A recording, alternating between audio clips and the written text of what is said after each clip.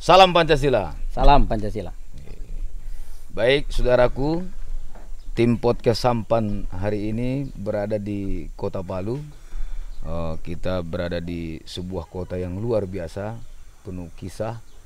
Ya, apalagi hari ini kita mendapat satu kehormatan dari Pak Wali Kota Palu, yang menurut saya beliau ini masih tergolong muda ya sebagai kepala daerah. Kita perkenalkan beliau, Pak Wali Kota Palu Haryanto Rasid, Sarjana Ekonomi. Assalamualaikum Pak Wali. Waalaikumsalam warahmatullahi wabarakatuh. Salam Pancasila. Salam Pancasila. Gimana Pak Wali? Kabar Pak Wali? Alhamdulillah, bi khair. Bi khair. Ini bi khair ini coba diterjemahkan dulu, kalau jangan-jangan nggak ada yang paham nih. Alhamdulillah baik. Alhamdulillah baik, ya. Baik Pak Wali, ini apa kira-kira hari-hari ini apa kesibukan sehari-hari selain memimpin pemerintahan begitu ya? Ya, kesibukannya melaksanakanlah semua tugas ya, tidak hanya di hari kerja. Karena kan hari kerja bagi wali kota itu kan semua hari, mulai dari hari Senin sampai hari Minggu, sampai hari Minggu berikutnya gitu ya. Jadi ya, tapi saya lihat, kalau lihat ini Pak Wali ini banyak menyandang beban ya, peran. Ya. Ada ketua umum PSSI juga saya lihat di Sulawesi Tengah. Ya. Kemudian ketua pengusaha gabungan pariwisata Bahari begitu juga gitu. Ya. Nah, ini gimana kira-kira membagi waktu ini dengan seorang kepala daerah yang terutama wali kota ini? Ya, pertama kan dalam organisasi itu kan yang bekerja bukan hanya ketua saja. Namanya organisasi, maka terdiri dari perangkat-perangkat yang membantu semua gitu, sehingga terbangunin satu kerjasama. Jadi nggak ada masalah dengan itu. Jadi saya sebetulnya ada yang mau saya tanya ke Pak Wali ini. Palu, kota Palu gitu ya. Orang kan memaknai Palu ini kan benda ya, alat untuk noka atau alat bangunan begitu. Ini ada nggak kisahnya nama kota Palu di ini, gimana kira-kira Pak Wali? Jadi dari beberapa informasi terkait dengan penamaan kota Palu, itu sebenarnya berasal dari kata volo. Volo itu bambu, bambu. Maka kemudian dan Palu itu juga ya berasal dari kata palue gitu ya. Artinya? Palue itu tanah terangkat gitu. Iya. Maksudnya tanah terangkat itu gimana itu Pak? Ya mungkin ya dihubungkan dengan seperti misalnya tsunami kemarin, ada likuifaksi yang terjadi gitu ya. Palu berasal dari kata volo, itu juga artinya bambu, karena memang kan kota ini kan dulunya cukup banyak gitu ya. Tapi kalau yang saya baca itu Palu itu tadinya kota terangkat itu yang sebetulnya ini tadinya air gitu, kemudian membentuk dia menjadi pulau begitu. Iya. Untuk wilayah Teluk ini sesungguhnya tidak hanya di batas yang ada hari ini gitu. Teluk ini masih menjorok masuk ke dalam. Hanya dikarenakan Sungai Palu yang yang mengantar sedimentasi pasir yang cukup besar dan kemudian tidak termanfaatkan secara maksimal, sehingga itu membuat lahan baru ya. Lahan baru. Oke. Ini Pak Wali ini jadi wali kota periode terpilih di 2020. Kemudian masa dilantik 2021. Ini baru setahun. 1 tahun 5 bulan. Setahun berjalan. Ini kira-kira yang paling ini ada saya dengar ini Pak Wali ini punya tagline mantap. Itu mantap. Kira-kira bisa dijelaskan mungkin itu maksudnya apa? Ya, kalau kita bilang mantap itu kan, ya mantap itu sesuatu yang kita anggap sesuatu yang pakem gitu ya, sesuatu yang konsisten, sesuatu yang stabil gitu, sesuatu yang kita anggap bahwa ya artinya sudah benar-benar oke gitu ya. Nah itu, tapi kemudian kita coba coba gali kata mantap itu, kemudian kita kembangkan bahwa M itu adalah mandiri, kemudian A itu aman, N itu nyaman, kemudian profesional, dan kemudian tangguh, ya, tangguh, aman, dan profesional. Nah, jadi itu yang kemudian menjadi menjadi arah daripada visi misi wali kota hari ini, gitu. Bagaimana membangun Kota Palu menjadi kota yang mandiri, kota yang aman, kota yang nyaman, kota yang tangguh, dan kota yang profesional. Iya, luar biasa ya, Pak Wali. Itu. Baik Pak Wali, saya ini pengen tahu ini kalau melihat dari komposisi demografinya ini cukup heterogen juga Kota Palu ini. Barangkali Pak Wali bisa bercerita tentang heterogenitas masyarakat Kota Palu. Ya, alhamdulillah kalau dibilang heterogenitas daripada masyarakat Palu ya wajar, karena Palu ini kan menghubungkan beberapa wilayah, ya, baik dari Sulawesi Selatan, kemudian Gorontalo, kemudian Manado, dan Kendari. Nah, bukan itu saja gitu. Palu juga tidak luput dari program imigrasi, ya.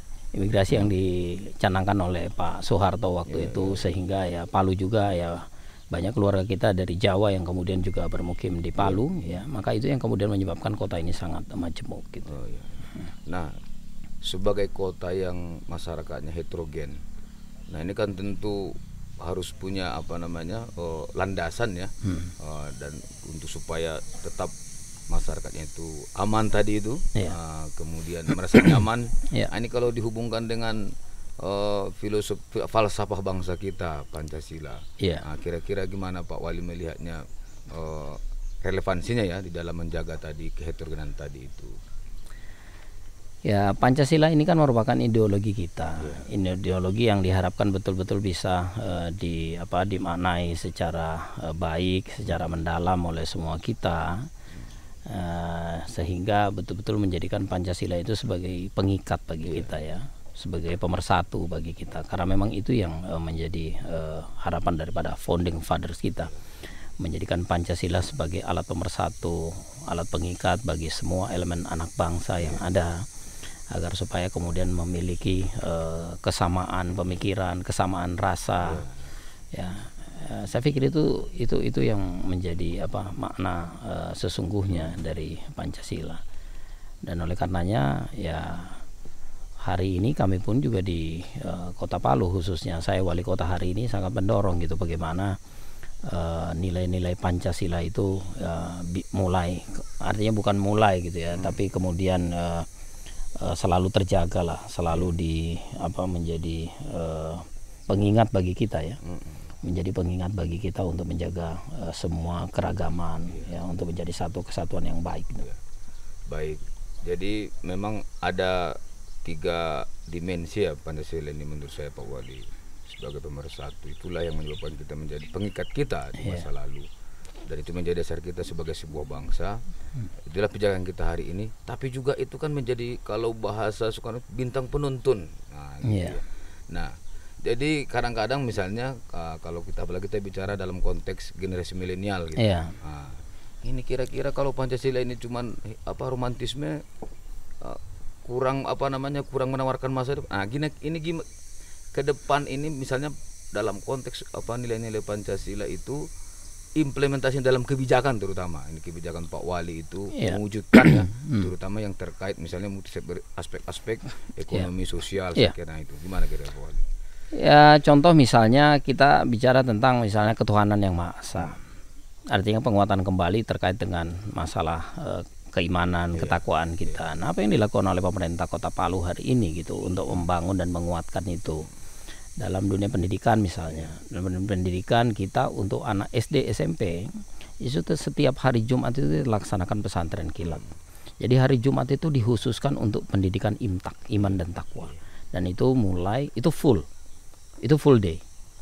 Jadi mulai dari pagi jam 6:30 sampai dengan jam 15 sore. Dan itu setiap Jumat. Ya. Itu setiap Jumat. Kemudian ya hal yang lain gitu, kalau kita berbicara hal yang bersifat sosial, tentunya ya kebijakan pemerintah pusat juga ya sangat jelas gitu ya, terkait dengan masalah sosial ya. perhatian terhadap kondisi masyarakat kita yang perlu memang mendapatkan penguatan. Nah, itu terus juga kita kuatkan. Terus bagaimana juga kita bisa memberikan perhatian yang sama ya kepada masyarakat dalam bentuk apa saja, termasuk juga penguatan ekonomi masyarakat. Nah, itu dilakukan oleh kita. Dan ya itulah yang kemudian tadi terelaborasi dalam kata mantap tadi. Ya. Baik. Kenapa saya bertanya itu Pak Wali? Secara sosiologis kan masyarakat kita itu paternalistik ya. Jadi selalu melihat rakyat masyarakat itu melihat pimpinnya. Kalau anak itu melihat orang tuanya. Nah, gitu. Kalau rakyat itu melihat pimpinannya, pemimpinnya begitu ya. Nah, di pemerintahan di ASN Kota Palu misalnya. Itu kira-kira bagaimana Pak Wali itu mendorong aparatur begitu ya, supaya menjadi tauladan Pancasila ini bagi masyarakat di Kota Palu terutama. Paling tidak kan di aspek pelayanan publik ya terutama. Artinya ya kalau berbicara tentang pelayanan publik yang dilakukan hari ini di Kota Palu, menurut saya alhamdulillah cukup berjalan baik ya. Nah, ini juga berdasarkan penghargaan yang diterima oleh pemerintah Kota Palu dalam hal reformasi pelayanan ya, reformasi pelayanan. Dan kalau disampaikan tadi bagaimana upaya kita mendorong ASN kita untuk menjadi role model gitu. Nah, itu kita lakukan baik hari ini. Ya, contoh misalnya jam kerja kita atur mulai jam 7. Ya, jam 7 dan kemudian ya jam 7:15 lakukan apel sampai setengah 8 pelayanan sudah harus dimulai. Kemudian juga kita memberikan reward gitu ya kepada ASN-ASN yang kita anggap berprestasi dan menjadi contoh tadi agar supaya tetap gitu menjadi alat penyemangat bagi yang lain, itu motivasi yang lain untuk kemudian melakukan itu. Kita juga membuka pelayanan aduan ya dari masyarakat kepada pemerintah untuk menjadi alat kontrol agar supaya ya pemerintah betul-betul bisa bekerja dengan sebaik-baiknya. Karena kalau pemerintah yang bekerja artinya kan seluruh ASN-nya. Artinya ini menjadi alat pantau. Ya, ini untuk memastikan bahwa ASN kita ya yang kemudian masuk dalam satu kesatuan pemerintahan itu betul-betul berjalan dengan baik, bekerja dengan baik. Karena kalau pemerintah berjalan dengan baik berarti ASN-nya berjalan dengan baik. Kalau ASN-nya berjalan dengan baik maka akan menjadi contoh kepada masyarakat bahwa hari ini ya kerja pemerintah ya tidak juga dibilang lebih baik dari kemarin, tetapi berusaha untuk baik ya, dan semakin baik. Dan kemudian ya dengan masyarakat merasakan bahwa adanya perubahan yang baik itu, maka ini kan kemudian akan menjadi bentuk penyadaran juga kepada masyarakat bahwa pemerintah sudah mulai menuju ke jalan yang baik, maka tentunya diharapkan juga masyarakat juga ikut gitu dalam perubahan-perubahan baik yang dilakukan oleh pemerintah itu. Baik Pak Wali, ini ada yang penting ini. Ini kan kita tentu bicara generasi ke depan ini. Ya. Jadi seringkali begitu ya, kita anggap atau ada yang menganggap ini anak-anak milenial sekarang ini kurang begitu peduli atau kurang begitu memahami nilai Pancasila. Barangkali juga tidak salah mereka. Dan memang ini kadang-kadang ini kita bisa pahami buah dari reformasi juga.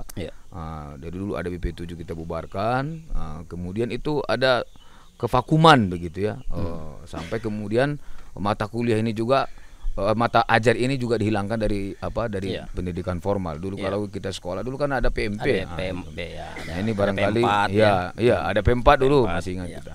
Nah, ini barangkali Pak Wali bisa memberikan pesan kepada generasi milenial, terutama generasi muda di Kota Palu ini, apa yang seharusnya mereka untuk mengamalkan atau menghayati nilai Pancasila ini, karena kan pengaruh media sosial luar biasa Pak Wali. Nah, silakan Pak Wali memberikan pesan-pesan dulu sama anak-anak muda di Kota Palu dan khususnya anak muda dari Sabang sampai Merauke. Saya tidak tahu ya apakah saya memberikan pesan kepada anak muda, tetapi paling tidak ini pesan bagi kita semua. Kalau kita berbicara Pancasila, yang pertama kan sila pertama adalah ketuhanan yang Maha Esa. Maka apa yang dilakukan oleh pemerintah Kota Palu hari ini menguatkan ini nilai yang pertama, ketuhanan yang Maha Esa. dengan melakukan pesantren kilat dan semua sekolah agama ya. Nah itu semua dilaksanakan. Kalau misalnya tadi kan kalau misalnya saudara kita di Kristen itu lakukan sekolah minggu, itu semua ditarik ke hari Jumat. Agar supaya hari Sabtu hari Minggu anak-anak kita betul-betul jadi punya me time bagi mereka gitu ya. Nah, itu dilaksanakan di hari Jumat dan itu full. Jadi penguatan agama. Setelah itu baru kita bicara tentang nasionalis. Nasionalisme kita, agama baru nasionalis. Nah, nasionalisme ini nanti akan kita masukkan nanti. Akan kita masukkan ya. Tadi saya baru 1 tahun 5 bulan gitu menjadi wali kota. Nah, kita akan masukkan nanti dalam kurikulum baru nanti di Kota Palu. Bagaimana P4 kemudian masuk kembali ya dengan dengan versi yang tentunya menyesuaikan kondisi hari ini. Dan upaya kita juga pemerintah hari ini bagaimana semakin mendekatkan diri dulu gitu. Dengan anak-anak muda kita dan kemudian menyentuh mereka ya, dan ya tentunya dalam setiap hal itulah kemudian kita menyisipkan. Kita menyisipkan nilai-nilai ideologi kita, nilai-nilai nasionalisme kita, ya nilai-nilai kebangsaan kita, ya semua lah, semua kita sisipkan pada waktu itu untuk kembali itu karena kan memang kita harus mengikuti mereka gitu ya. Kita harus mengikuti mereka karena sekarang ini kan ya berbeda gitu ya dengan pola kita sebelumnya dalam melakukan pendekatan dan lain sebagainya. Maka kita mengikuti. Nah, sesuai dengan perkembangan teknologi juga lah ya. Iya, sesuai ya. Nah, saya pikir anak-anak kita sekarang ini juga kalau dibilang mereka lemah dalam nilai kebangsaan tidak. Malah menurut saya mereka sangat-sangat kuat gitu ya. Sangat-sangat kuat gitu. Bahkan mereka cenderung ingin betul-betul menunjukkan bagaimana prestasi mereka, bagaimana kualitas diri mereka. Hanya saja kita yang mungkin karena tidak menyinggung atau menyebutkan kata misalnya Pancasila atau apa itu yang kemudian kita manai bahwa mereka di luar, padahal segala sesuatu yang mereka lakukan itu tidak mesti harus disebut Pancasila, semuanya bernilai, semuanya bernilai Pancasila. Luar biasa Pak Wali. Terima kasih sekali lagi. Pesan-pesan untuk anak muda ini memang penting ke depan ya, karena anak-anak muda inilah yang menjadi penerus generasi yang sekarang. Betul sekali. Nah, saya ini agak lompat ini Pak Wali. Jadi ini kan ada kegiatan di Kota Palu, festival kebangsaan. Nah ini barangkali Pak Wali ingin memberi penonton nanti bisa menjelaskan makna penting dari festival kebangsaan ini, terutama di masyarakat Palu dan barangkali ini juga nanti menjadi inspirasi ya bagi kota-kota lainnya atau daerah-daerah lainnya. Gimana Pak Wali? Pertama saya berterima kasih gitu ya bahwa Palu disupport dan dipilih gitu untuk pelaksanaan festival kebangsaan yang dilakukan oleh BPIP gitu ya. Dan tentunya ini akan memberikan sentimen yang sangat positif gitu. Sentimen yang sangat positif ya. Kenapa saya bilang sentimen yang sangat positif? Ya karena pastinya yang akan hadir akan hadir masyarakat banyak. Ya. Masyarakat banyak, kemudian mereka digugah gitu ya. Mereka digugah kembali, saya tidak tahu ya apakah bilang diingatkan kembali, tetapi paling tidak mereka digugah ya, dikuatkan kembali gitu bahwa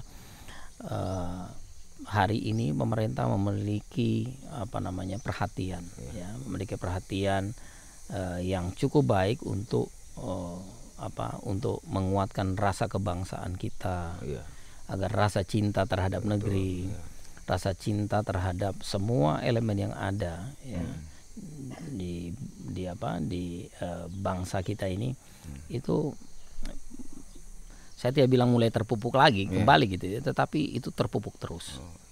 Itu terpupuk terus.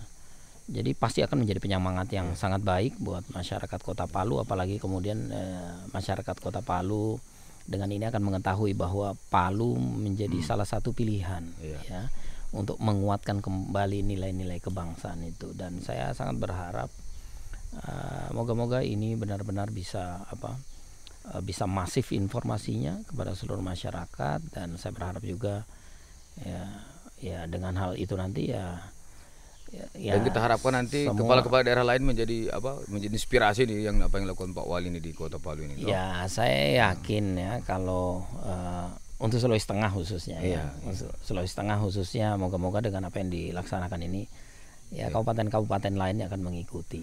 Itu patung Bung Karno itu ada di Kota Palu saya lihat. Iya. Itu apa sejarahnya kira-kira Pak Wali itu? Pertama ini adalah merupakan inisiasi dari wali kota sebelumnya.